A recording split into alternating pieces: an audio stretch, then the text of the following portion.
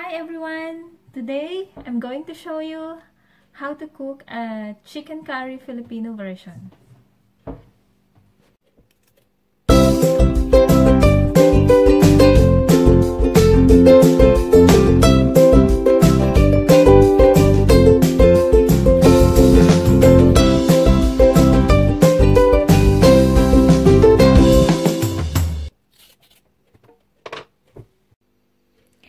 So this is the ingredients we need. We have some carrots, some potatoes, onions, and also of course the chicken fillet, and this curry powder that I'm going to use. And this one is garlic powder because I don't have the garlic, the normal garlic one, so I will use this one. And also this chicken cubes that I'm going to use to have more taste.